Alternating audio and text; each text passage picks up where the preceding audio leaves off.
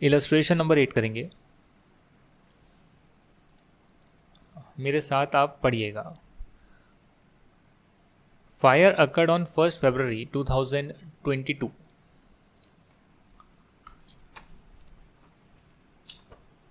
Fire occurred on 1 February 2022 in the premises of pioneer limited. ये एक retail store है और बिजनेस जो है पार्शली डिसऑर्गेनाइज्ड हो गया 30 जून तक, यानी 1 फेब को फायर लगी तो फरवरी, मार्च, अप्रैल, मई और जून 5 महीने बिजनेस जो है डिसऑर्गेनाइज फॉर्म में रहा। The company was insurer under a loss of profits. तो कंपनी ने जो है इंश्योरेंस लिया था प्रॉफिट के लॉस के लिए 1,25,000। अब जब मैं बोलता हूँ लॉस ऑफ प्रॉफिट तो यहाँ आप समझ के चलिए कि वो बोल रहे हैं कि भाई प्रॉफिट प्लस जो आपके इंश्योर्ड स्टैंडिंग चार्जेस हैं उसके लिए जो है कंपनी मैक्सिमम 1,25,000 तक दे सकती है मैक्सिमम। तो आप जो है उसमें से पे ऑफ कर देंगे जो भी आपका बनता है स्टैंडिंग चार्जेस, और बाकी जो नेट प्रॉफिट है वो आप ले जाएंगे। ये जो है 6 महीने की जो है कंपनी ने इंडेमनिटी दी थी कि 6 महीने तक का लॉस हम आपको चुका देंगे मैक्सिमम, जबकि हमारा जो पीरियड था डिसऑर्गेनाइज्ड जितने टाइम था वो था फरवरी, मार्च, अप्रैल, मई, जून 5 महीने। From the following information compute the amount of claim under the loss of profit policy assuming entire sales during the interrupted period was due to additional expenses. ये कहते हैं कि जो अतिरिक्त खर्चे करे गए उसकी वजह से ही आप 1 फरवरी से 30 जून में कुछ ना कुछ सेल्स कर पाए हैं। जैसे मैंने आपको बताया भाई भले ही आप जो है डिसऑर्गेनाइज हो जाए बट कुछ ना कुछ एक्स्ट्रा खर्चा करके आप बोलेंगे भैया बिक्री चालू रहें, जितना हो सकता है उतना करें और फिर जब बिजनेस नॉर्मल हो जाएगा तब तो हो ही जाएगा। ये कहते हैं एक्चुअल टर्नओवर जो 1 फेब से 30 जून तक था वो है 80,000। अच्छा, इसको आप कैसे ड्रॉ करेंगे मैं आपको बता देता हूँ। देखिए, जब भी ये क्वेश्चन आए तो आप एक वर्किंग नोट में ऐसी लाइन बना सकते हैं और उसमें आप यहाँ देख सकते हैं आपका फाइनेंशियल ईयर कब एंड होता है। ठीक है जी, तो यहाँ पर आप देख सकते हैं 1 फरवरी 22 से करीब करीब 30 जून 22 तक आपका जो है डिसऑर्गेनाइज रहा बिजनेस, और इस पीरियड में आपकी सेल्स रही जो आप कर पाए 80,000। एक्चुअली में बहुत सारी कर पाते बट नहीं कर पाए। 1 फेब से 30 जून 21 का, यानी कि 1 फेब 21 से 30 जून 21 का जो टर्नओवर है ये यहाँ गिवन है वो है 2 लाख। इसे बोलते हैं स्टैंडर्ड सेल, स्टैंडर्ड टर्नओवर। ठीक है ना, स्टैंडर्ड सेल्स मत लिखना, स्टैंडर्ड टर्नओवर लिख लेना 2 लाख। तो क्या आप यहाँ से टर्नओवर यहाँ पर ला सकते हैं? अगर आपको ट्रेंड पता लग जाए तो आप पुराने ईयर के टर्नओवर के बेस पर करंट ईयर का जो पीरियड है इसका टर्नओवर आप निकाल सकते हैं। 1 फेब से यहीं पे स्टार्ट हुआ है ना। अच्छा, 1 फेब से, ये वाले 1 फेब से 31 जनवरी 22 तक। ओके, ये है पिछले 12 महीने, समझ रहे हैं आप। 1 फेब से 31 जनवरी तक पिछले 12 महीने में टर्नओवर रहा था 4.5 लाख। अभी इसकी हमें ज़रूरत नहीं है। लास्ट ईयर का जो नेट प्रॉफिट था वो है 70,000। लास्ट ईयर के इंश्योर्ड स्टैंडिंग चार्जेस हैं 56,000। टोटल स्टैंडिंग चार्जेस हैं 64,000, यानी कि 8,000 स्टैंडिंग चार्जेस आपने इंश्योर नहीं कराए, वो हैं अनइंश्योर्ड स्टैंडिंग चार्जेस।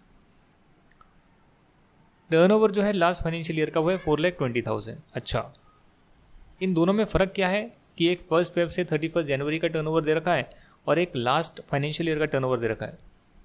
दोस्तों, 1 फेब से 31 जनवरी 2022 का टर्नओवर है पिछले 12 महीने का टर्नओवर, और फायर की डेट से पिछले 12 महीने का टर्नओवर, और लास्ट फाइनेंशियल ईयर का मतलब है जो लास्ट पिछला साल रहा होगा उसका टर्नओवर। मे बी वो 1 जनवरी से 31 दिसंबर रहा होगा, जो भी 12 महीने आपका पिछला रहा होगा ईयर एंड जो होता है उसका ये डेटा गिवन है। और ये क्यों गिवन है आपको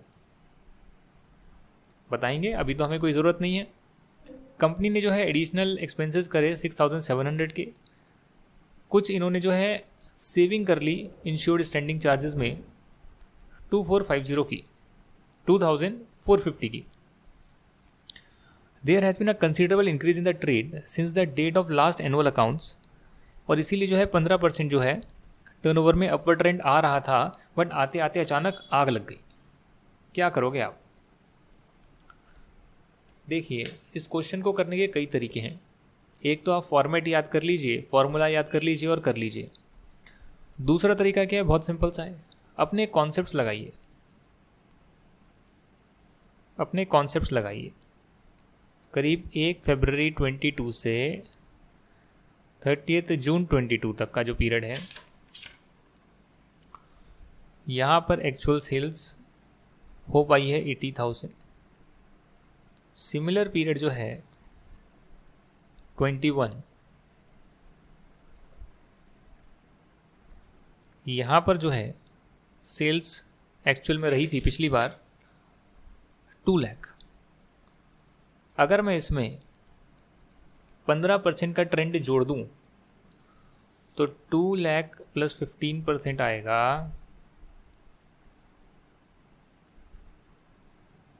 2 लाख 15% 1.15 कर लूँ तो आएगा 2,30,000. तो मैंने पिछली बार सेम पीरियड की सेल से, जिसे स्टैंडर्ड टर्नओवर बोलते हैं, उससे मैंने अफेक्टेड पीरियड जो है या पीरियड ऑफ डिसलोकेशन जो है उसकी मैंने टर्नओवर को या सेल्स को मैंने एस्टिमेट करा 2,30,000.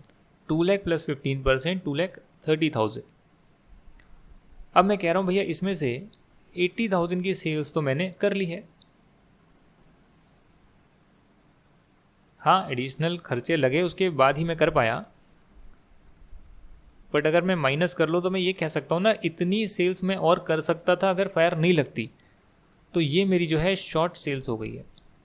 तो अगर आप यहाँ पर जीपी से मल्टीप्लाई करेंगे, जिसका मतलब ग्रॉस प्रॉफिट वैसे नहीं है जो हम अकाउंटेंसी में पहले से पढ़ते आ रहे हैं, इंश्योरेंस के चैप्टर में इसका मतलब है कि भाई 1.5 लाख की अगर सेल है तो उसमें से कितना इंश्योरेंस होगा, और उस इंश्योरेंस में जो है नेट प्रॉफिट के साथ जो फिक्स चार्जेस आपने इंश्योर करे हैं वो सारा पैसा आपको मिलता है. तो ये जीपी रेशो आप देखते हैं पिछले साल का. भैया पिछले साल ये रेशो क्या था, उस हिसाब से आप इस शॉर्ट सेल पर उसे मल्टीप्लाई करेंगे तो आपको पता लगेगा भैया ये मेरा लॉस ऑफ प्रॉफिट हुआ है एक्चुअली में. इसलिए आपको पिछले साल की चीज़ें गिवन होती है. जैसे 56,000 70,000 नेट प्रॉफिट था पिछली बार, 56,000 आपके थे इंश्योर्ड स्टैंडिंग चार्जेस पिछले साल के, और टर्नओवर था लास्ट फाइनेंशियल ईयर का 4,20,000. इस हिसाब से जो है जीपी रेशो निकल कर आएगा 70,000 plus 56,000 divide by 4,20,000 multiply by 100. हाँ, मल्टीप्लाई बाय 100 भी कर लीजिएगा, तभी परसेंटेज निकल कर आएगी 30%. तो अगर मैं सेम परसेंटेज यहाँ मल्टीप्लाई करूँ, क्योंकि आप देख सकते हैं 4,20,000 टर्नओवर था पिछले साल का प्रीवियस फाइनेंशियल ईयर, उसमें से नेट प्रॉफिट के पैसे मैं इंश्योरेंस में लूँगा ही लूँगा, वो तो 100% है, और फिक्स चार्जेस भी लूँगा. पूरे ही लेने चाहिए मुझे, कायदे में तो पूरे लेने चाहिए, ताकि जो भी मेरे पास जो लॉस आए उसमें फिक्स चार्जेस का पोर्शन देकर मैं नेट प्रॉफिट अपने पास रख लूँ. बट कई बार कंपनियां कटौती करती है और पूरा इंश्योरेंस नहीं लेती है. जैसे इस केस में 8,000 का इंश्योरेंस नहीं लिया है, कम का लिया है, तो नेट प्रॉफिट मिलेगा और इतनी जो है फिक्स चार्जेस या फिक्स कॉस्ट के लिए पैसे मुझे मिलेंगे. तो 4,20,000 के बेस पर निकल कर आ रहा है 30% जो है, 30% जो है वो मैंने इंश्योरेंस एक तरह से सेल्स का लिया है. तो सिमिलरली आप जो आपकी शॉर्ट सेल्स है, जितनी सेल्स कम रह गई, अगर उसको मैं 30% से मल्टीप्लाई करूं तो आएगा 45,000. ये मेरा है लॉस ऑफ प्रॉफिट. यहां तक की बात क्लियर है या नहीं है बताइए आप मुझे. ये 45,000 यहां पर निकाल कर दिया है. अब यहां तक तो आपने निकाल लिया, 45,000 का लॉस है, बट आपके यहां पर बताया हुआ है इंश्योरेंस क्लेम के चैप्टर में कि 45,000 का जब आपने लॉस निकाला तो कहीं ना कहीं आपने कहीं ना कहीं आपने जो इस पीरियड में आपने सेल्स करी 80,000 की, उसे आपने लेस कर दिया। अब हो सकता है कि ये सेल्स या इसका एक पोर्शन ऑफ सेल्स करने के लिए कुछ एडिशनल एक्सपेंडिचर लगा हो, जो हमारे केस में 6,700 का लगा है। यहाँ दे रखा है कंपनी ने जो है 6,700 का खर्चा करा, जिससे कि उसने टर्नओवर के लॉस को बचाया। लॉस को बचाने का मतलब सेल कर दी, reduce the loss in turnover. तो अगर आप सेल करोगे तो आपने लॉस होने से बचा लिया। यदि ये खर्चा नहीं करते तो 80,000 रुपीज़ का जो है आपको लॉस और होता, जिससे कि आपकी शॉर्ट सेल ज़्यादा आती और उस हिसाब से क्लेम ज़्यादा बनता। तो इसीलिए यहाँ बताया गया है कि भले ही आप एक बार माइनस कर दो कि एक्चुअली में आपको इतने का शॉर्टफॉल हुआ सेल्स का, बट उसके बाद जो आपके एडिशनल खर्चे हुए हैं उसे आप अलाउ कर दो, बट पूरे अलाउ मत करो। Lower of the following allow करो, लोअर ऑफ द फॉलोइंग। और लोअर में क्या आएगा, या तो एक्चुअल एक्सपेंडिचर जो है वही, या फिर इसकी वजह से जो सेल्स रिड्यूस होने से बच गई, जो कि हमारे केस में भी 80,000 रुपीज़ की सेल्स है, उसमें कितना पोर्शन जो है इंश्योर्ड होता, 24,000। या फिर अगले जो 12 महीने हैं, नेक्स्ट 12 मंथ्स जो है डेट ऑफ फायर से, उसमें आप देख रहे हैं कि इंश्योर्ड प्लस अनइंश्योर्ड में से कितना परसेंटेज इंश्योर्ड है, तो उतना ही परसेंटेज हम इसका अलाउ करेंगे। और ये कैसे आप देखोगे, इसके लिए आपको चाहिए होता है adjusted annual turnover, that means turnover from the date of fire, that is turnover of 12 months just before the date of fire. और इस केस में दे रखा है टर्नओवर 1 फेब से 31 जनवरी का 4,50,000। तो ये आ गया आपका एग्जैक्टली पिछले 12 महीने का टर्नओवर। अगर मैं इसमें ट्रेंड जोड़ दूं जो कि 15% है, तो 4,50,000 में अगर मैं ट्रेंड जोड़ूं,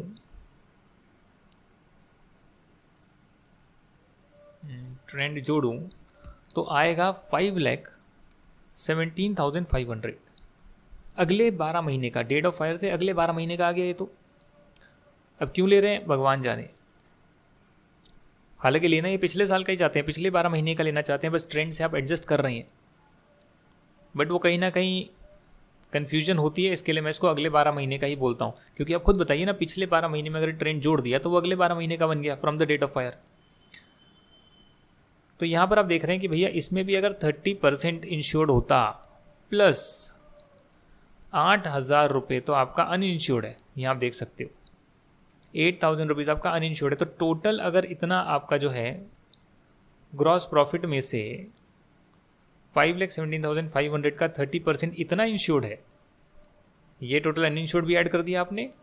तो अगर टोटल ग्रॉस प्रॉफिट में से ये एक्चुअल ग्रॉस प्रॉफिट आ गया आपका, हाँ जी, क्योंकि 30% से मल्टीप्लाई कर net profit plus insured fix charges आए, उसमें अनइंश्योर्ड भी ऐड कर दिए, तो एक तरह से आपका टोटल जीपी आ गया।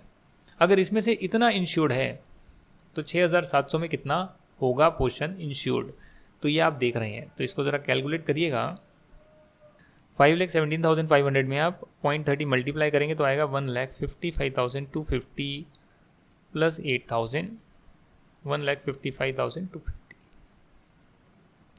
तो ये आएगा 1,55,250 डिवाइडेड बाय 8,000 ऐड कर लेंगे, तो ये आपको करके दिखाना है।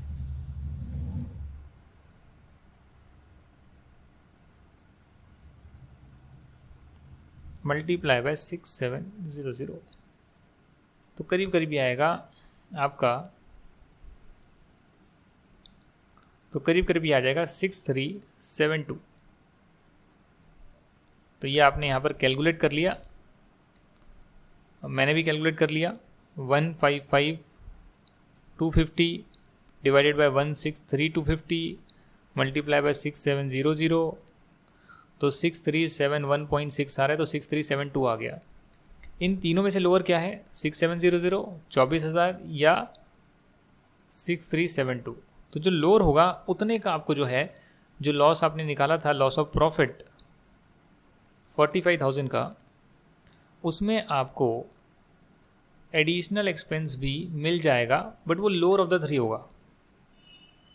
माइनस अगर कोई इंश्योर्ड चार्जेस जिसका पैसा इंश्योरेंस कंपनी दे रही है, बट आपने उसमें सेविंग कर ली, जैसे कि यहाँ पर आपने कर ली है 2,450 की सेविंग कर ली है, तो सेविंग इन इंश्योर्ड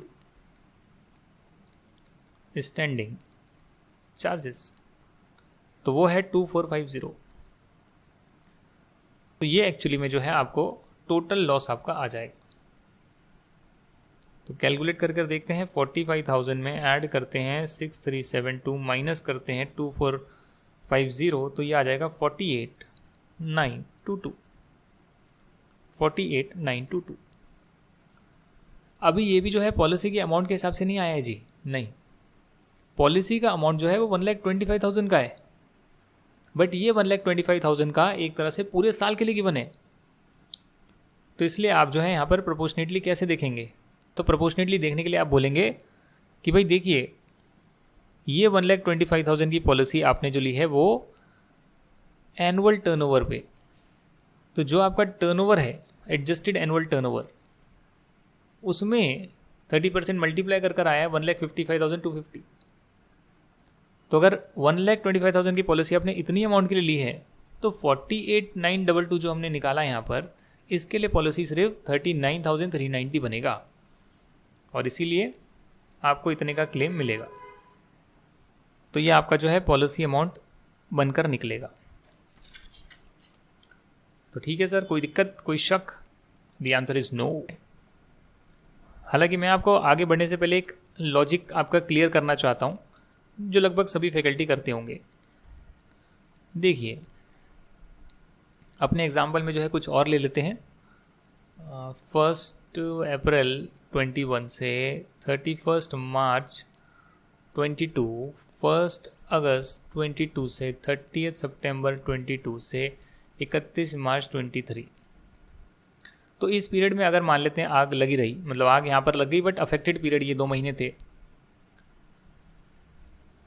हम जब भी ये कैलकुलेशन करते हैं पॉलिसी क्लेम का तो हम बोलते हैं कि भैया पॉलिसी का जो अमाउंट है वो हमने इतने पर्टिकुलर अमाउंट के लिए लिया है, तो हमारा लॉस जो इतना हुआ है टोटल लॉस उसके लिए कितना बनेगा, ये एवरेज क्लॉज होता है। तो इसमें कायदे में जो है हम यहाँ पर एनुअल टर्नओवर में डेट ऑफ फायर से पिछले 12 महीने का टर्नओवर लेते हैं। हालांकि वैसे हमें पिछले साल का टर्नओवर लेना चाहिए, उसमें ट्रेंड जोड़ेंगे तो करंट ईयर का टर्नओवर आ जाएगा, बहुत सिंपल है।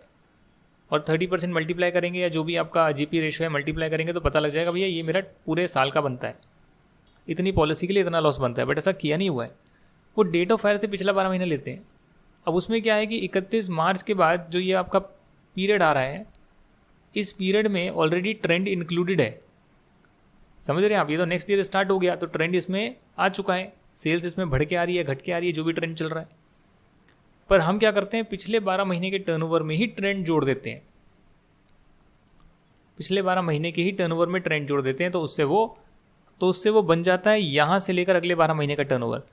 बट एक्चुअली में आपकी बुक में या फिर जो प्रैक्टिकली वो कहना चाहते हैं भाई पिछले 12 महीने का आप टर्नओवर लो डेट ऑफ फायर से, उसमें ट्रेंड जोड़ो, तो उसे हम मानेंगे करंट ईयर का टर्नओवर, जिसे हम बोलते हैं एडजस्टेड एनुअल टर्नओवर।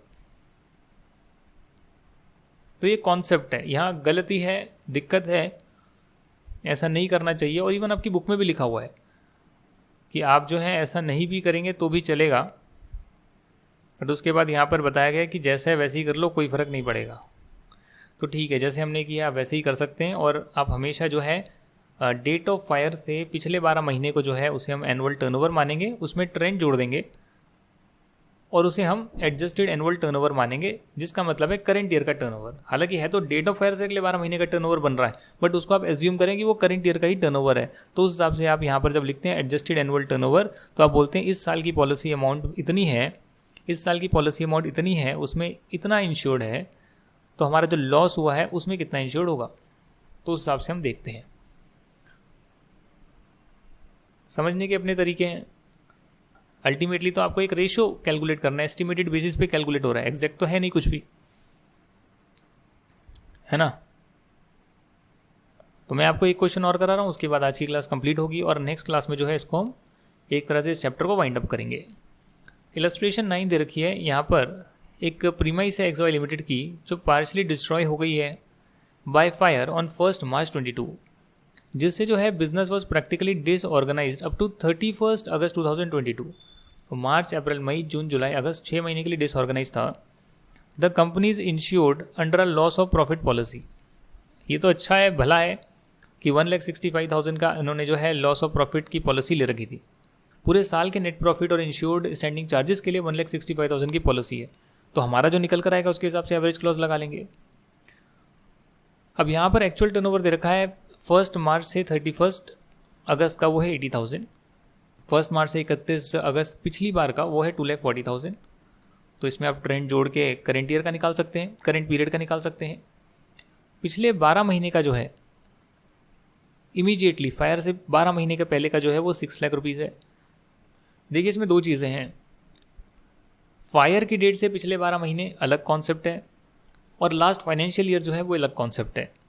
तो पिछले 12 महीने का जो टर्नओवर है फायर की डेट से वो यहाँ दे रखा है, नेट प्रॉफिट जो है लास्ट फाइनेंशियल ईयर का वो यहाँ दे रखा है, इंश्योर्ड स्टैंडिंग चार्जेस जो है लास्ट फाइनेंशियल ईयर के वो भी गिवन है, अनइंश्योर्ड चार्जेस भी गिवन है, वो अलग से गिवन है, टर्नओवर भी गिवन है। तो आप इससे क्या है ग्रॉस प्रॉफिट मार्जिन निकाल सकते हैं कि भैया टर्नओवर का कितना परसेंटेज नेट प्रॉफिट और फिक्स चार्जेस को मैंने इंश्योरेंस कराया हुआ है, ये कितने मेरे इंश्योर्ड हैं। अब सब्सटेंशियल इंक्रीज़ हुआ, इस वजह से जो है 10% जो है आप ट्रेंड मान सकते हैं। कंपनी ने जो है एडिशनल खर्चे भी करे 9,300 के, इस 9,300 के खर्चे की वजह से जो है 55,000 की सेल्स रिड्यूस होने से बचा ली। तो वैसे तो कायदे में आपने 80,000 की सेल्स करी है, बट इसमें से 55,000 ऐसी है जो आप 9,300 इनकर कर ही कर पाए हैं। अगर ये खर्चा नहीं करते तो ये 55,000 की सेल आप ये और कम होती। साथ ही में जो है कुछ सेविंग भी आपने करी है 2,700 की, इंश्योर्ड स्टैंडिंग चार्जेस में सेविंग हो गई, तो उतने की बचत हो जाएगी। आपको जो है बताना है, क्लेम व्लेम निकालना है, तो चलिए निकालते हैं। 10% जो है वो इसमें हम ऐड करेंगे। सबसे पहले यहाँ पर आप पूरे वर्किंग नोट में आप लिख कर आएंगे कैलकुलेशन ऑफ शॉर्ट सेल्स। तो कैलकुलेशन में आप यहाँ पर लिखेंगे कि स्टैंडर्ड टर्नओवर कितना है। स्टैंडर्ड टर्नओवर में आप पीरियड यहाँ पे डाल के आएंगे पिछली बार का, और वो है 2,40,000। 2,40,000 में अगर मैं ऐड कर दूं ट्रेंड जो कि है 10%, तो आएगा 24,000, ये आएगा 2,68,000। माइनस कर दूं एक्चुअल सेल्स कि भाई 80,000 की तो मैं सेल्स कर पाया ना, तो मेरे पास आ जाएगी शॉर्ट सेल्स कि भाई इतनी मेरी सेल्स शॉर्ट रह गई, इतनी मेरी सेल्स शॉर्ट रह गई। तो यहाँ पर आप देखिएगा 2,68,000 माइनस 80,000, 1,88,000, करेक्ट, 1,88,000 ये आपकी है शॉर्ट सेल्स। अब इसमें आपको मल्टीप्लाई करना है जीपी मार्जिन, जिससे आपको पता लग जाएगा अगर टोटल सेल में इतना इंश्योर्ड है तो इस 1,88,000 में कितना मेरा इंश्योर्ड का पोर्शन होगा। वो देखने के लिए आप क्या करते हैं, पिछले साल का आप देख रहे हैं कि पिछले साल अगर 5 लाख का मेरा टर्नओवर था तो उसमें नेट प्रॉफिट 90,000 का प्लस फिक्स चार्जेस जो थे 60,000 के, यानी करीब 1.5 लाख मेरे इंश्योर्ड थे। तो उस हिसाब से ग्रॉस प्रॉफिट निकलेगा 30%। तो इसमें भी अगर आप 30% मल्टीप्लाई कर लें तो आपके पास आएगा लॉस ऑफ प्रॉफिट।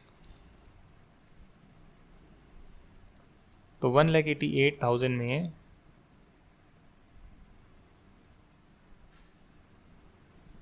मल्टीप्लाई करा आपने 0.3, तो आया 56,400 का लॉस ऑफ प्रॉफिट। यहाँ तक तो कोई दिक्कत नहीं है, यहाँ तक आपने निकाल लिया तो एटलीस्ट आपको 50% तो आपने क्वेश्चन कर लिया। 2,40,000 प्लस 10%, अरे 2,40,000 प्लस 10%, 10% 24,000 नहीं होगा? हाँ, अच्छा तो 2,64,000 होगा ना ये। अरे यार ये मेरा प्लस माइनस ना लेट डूबेगा मुझे किसी दिन। 2,64,000 होगा ना, मैनुअली कर लो तो मेरी तो हालत निकल जाती है, आंख बंद करके करने की आदत पड़ गई ना। 2,64,000 में से माइनस करोगे, प्लस माइनस भैया ठीक से करो, कैलकुलेटर यूज़ कर लो, तो 1,84,000 आएगा, उसमें 30% मल्टीप्लाई करोगे तो 55,200 आएगा। ठीक है ना। हमने यहाँ पर मैंने एक ही चीज़ मैनुअल करी और उसमें गलती कर दी, आपने बताया भी नहीं मुझे। तो यहाँ तक का तो कॉन्सेप्ट सिंपल सा है भाई, उस पीरियड की जो सेल्स है उससे ग्रॉस प्रॉफिट से मल्टीप्लाई करा तो पता लग गया कि भैया इतने का जो है मेरे को लॉस हुआ है, प्रॉफिट का लॉस हुआ है। अब सारी कहानी है कि आपने कुछ एडिशनल खर्चे कर लिए 9300 के, तो हम आपको वो भी अलाउ कर देंगे, क्योंकि उसको करने की वजह से आपने सेल्स को रिड्यूस होने से बचाया है, नहीं तो पॉलिसी का अमाउंट और ज़्यादा आता। इसके लिए हम 9300 के एडिशनल एक्सपेंस भी आपको अलाउ करेंगे, जो कि अप टू होगा मैक्सिमम ऑफ दिस, या फिर जो आपने सेल्स इस खर्चे से बचाई जो कि है करीब 55,000, उस पर भी अगर 30% से इंश्योरेंस होता तो 15,000 ही अलाउ होता मैक्सिमम। और तीसरा पॉइंट है कि भाई करंट ईयर में मैं अगेन बोल रहा हूँ, अब करंट ईयर में यूज़ करूँगा, करंट ईयर में कितना इंश्योरेंस है, तो उस हिसाब से इसका भी उतना ही परसेंटेज इंश्योरेंस हम मान लेंगे। और करंट ईयर का मतलब कैसे निकालेंगे, पिछले 12 साल 6 लाख में 10% जोड़ दो तो 6,60,000 मल्टीप्लाई करो 30% से, तो करीब निकल कर आएगा 1,98,000 प्लस अनइंश्योर्ड स्टैंडिंग चार्जेस हैं 5,000। मतलब टोटल इतने में से अगर 1,98,000 मेरा इंश्योर्ड है तो 9,300 में कितना पोर्शन इंश्योर्ड होगा, क्योंकि मैंने अपने पूरे फिक्स चार्जेस का इंश्योरेंस नहीं लिया है, राइट, मैंने अपने पूरे फिक्स चार्जेस का इंश्योरेंस नहीं लिया है। तो इसीलिए आप 1,98,000 प्लस 5,000 203,000, तो ये आ गया ये 9,071। तो 9,071 आपको जो है मैक्सिमम अलाउ हो जाएगा, 9,071 आपको मैक्सिमम अलाउ हो जाएगा। अच्छा, यहाँ पर एक चीज़ देखिएगा, ये जो हमने 55,000 में 30% मल्टीप्लाई करा है, तो हमने ये माना है कि 9,300, क्वेश्चन की लैंग्वेज को समझिएगा, मैं जानबूझ के कुछ गलतियाँ करता हूँ ताकि उससे जो है हमें क्लैरिटी मिले, अच्छा हमने ऐसे पढ़ लिया, वैसे पढ़ते तो क्या होता। तो मैंने ये मान लिया कि भैया 9,300 की वजह से 55,000 की सेल्स हुई है, ये मैंने मान लिया है ना, तभी तो मैंने मल्टीप्लाई करा 55,000 को 30% से।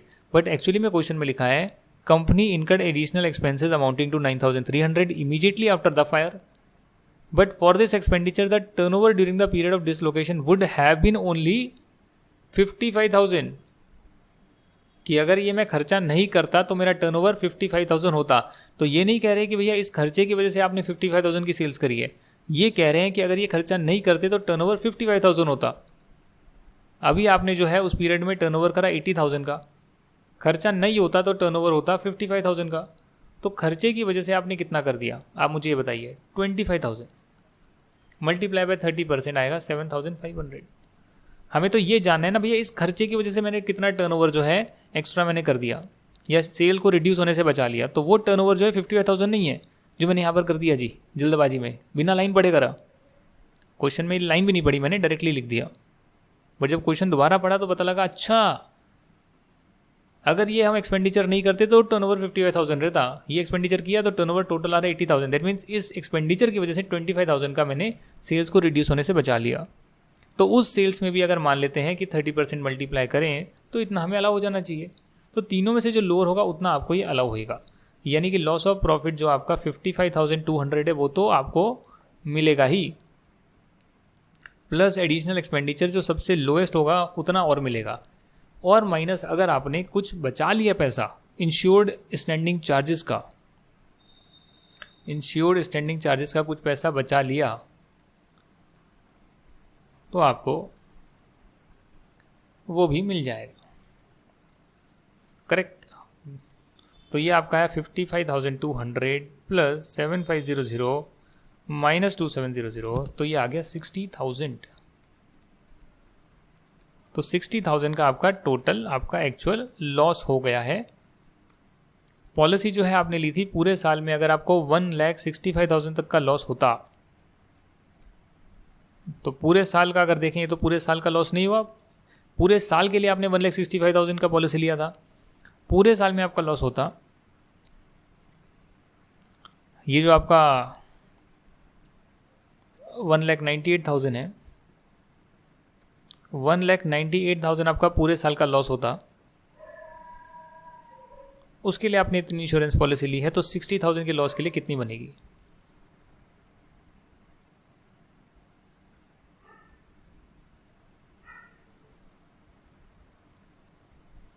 50,000 आपका जो है क्लेम बनेगा एवरेज क्लॉज लगाने के बाद। तो ये 50,000 यहाँ आ गया है। तो कॉम्प्लिकेटेड है, मैं ये नहीं कहता कॉम्प्लिकेटेड नहीं है, इसी के लिए जो है यहाँ पर जो चीज़ें मुश्किल है वहाँ पर मैं रोक देता हूँ, उसे दोबारा कर लिया, जो कॉम्प्लिकेशन है उसे दोबारा कर लिया। बट अब आपका जो है थोड़ा सा कॉन्फिडेंस ये 2 क्वेश्चन करने के बाद आना चाहिए, चीज़ें आपको क्लियर होनी चाहिए कि अच्छा ऐसे हम निकाल रहे हैं।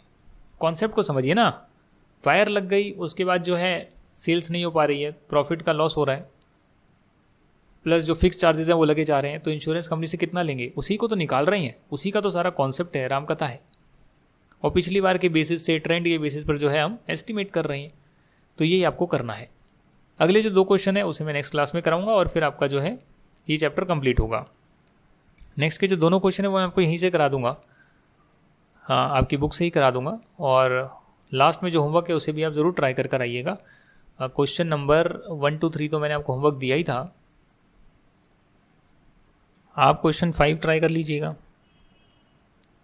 क्वेश्चन 5 या 6 ट्राई कर लीजिएगा। Thank you and bye bye.